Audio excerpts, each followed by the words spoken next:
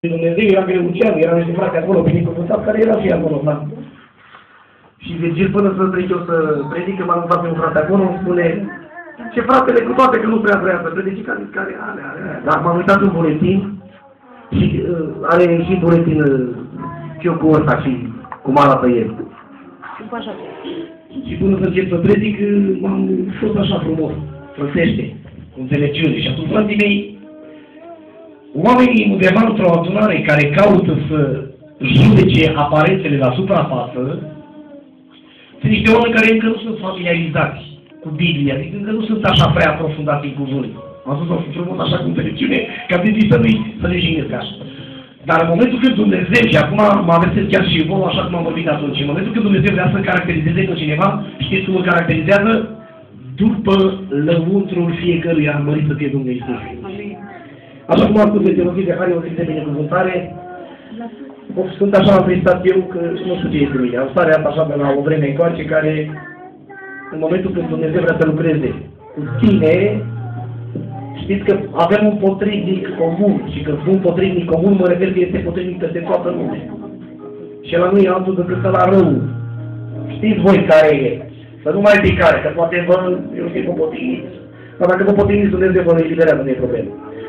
Ei, în momentul când Dumnezeu vrea să lucreze cu cineva, ce a spus fratele ăla prin Domnul prin fratele Tibi, când a spus acolo promisiunea pe care omul lui Dumnezeu o făcea și a spus, Doamne, nu voi da somn ochilor mei și atipire ploapelor mele, până când nu voi împlini juruințele și nu voi fi un locaș al tău. Nu mai știu unde a citit, poate fratele știe, care s-a spus două? Și mai așa vedeți că după Dumnezeu i-a dat la Biblie. Omul lui Dumnezeu, când a făcut promisiunea asta înaintea lui Dumnezeu, a spus așa, ce Doamne, eu promit că voi face ceva în numele Tău. Dar în momentul când în Psalmul 127 spune cuvântul lui Dumnezeu, un lucru acolo care nu mai cite, spune ceva așa din memorie, știți ce vrea să spună Dumnezeu acolo prin David? Că în momentul când oamenii vor să construiască ceva, și mă refer la casele noastre personale, nu la casa adunare, că e locașul Domnului. E diferență între a zizi o casă a ta personală, cum a făcut și Aurica nostru, cum a făcut și eu, cum a făcut alții. Și una este să fie un locaș al Domnului, pentru că una este să fie casa în care tu locuiești și alta este să fie locașul Domnului. De ce? Pentru că spune cuvântul Dumnezeu că din Sion Dumnezeu dă ce anume binecuvântarea, mărit să fie Domnul nostru Iisus. Mărit să fie Domnul nostru Iisus. Dacă voi adormi, te adorm și eu. Și dacă eu adorm, nici voi nu mai puteți să fie treji. Așa că trebuie să fie tot așa în clopot. Dumnezeu să vă binecuvânteze. Psalmul 127 cu versetul 1 spune acolo două fraze. Și în momentul când Duhul Dumnezeu a venit peste David și a văzut că oamenii construiau, își făceau case, își făceau palate sau își făceau anumite lucruri și încercau să se îndepărteze de Dumnezeu, Dumnezeu din ceruri le dă un avertisment și spune, și știți ce spune cuvântul Dumnezeu acolo? Auziți ce spune Domnul acolo? Degeaba zidește, auziți, omul și nu Domnul o casă, dacă nu zidește Dumnezeu. Și a doua frază din Psalmul 127 cu versetul 1 spune așa: degeaba păzește omul o cetate dacă nu este păzită de Domnul, mărit să fie aici. Și acum mă rezolv și eu scurt și la obiect.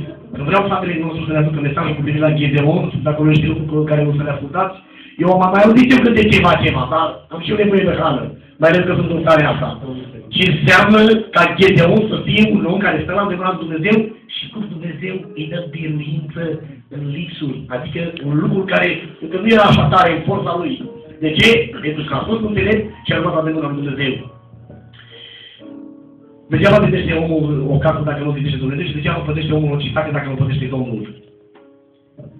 Dacă veți chema numele lui Dumnezeu peste casa voastră, peste copiii voștri, peste tot ce va aparține, chiar și peste animale, peste obiecte, peste orice lucru care îl aveți să fie pus în slujba lui Dumnezeu, știți cum va fi? Va fi păzit nu de om, ci de Dumnezeu.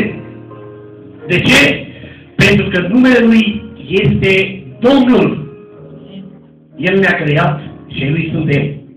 Iar când casa lui Dumnezeu va fi zidită pe stâncă, Luca, capitolul 9, dacă spune acolo că Domnul Iisus le dă o pildă. Și spune, trebuie întâi să facă o fundație, după aceea trebuie temelia pusă sunt multe lucruri care spune acolo, trec peste ele, sau trec peste care cum spuneau frate, ca să ajung aici.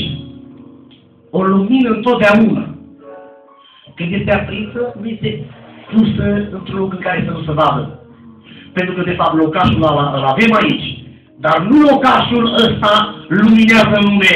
Și Domnul Iisus spunea lui cei lucruri și spunea așa, voi sunteți lumina lumii, voi sunteți sarea pământului, nu mai intru în asta, spune pe partea cu lumină. De ce?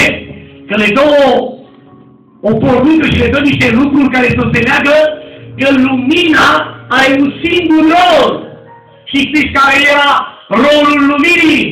Să lumineze în întuneric. Mărit să fie Domnul! Amin! Glorificat să fie Iisus! Amin! Lumina are rolul de a lumina în întuneric. Dumnezeu să ne facă să fim lumini din caracterul nostru, din faptele noastre și eu mă opresc aici. Amin! Amin!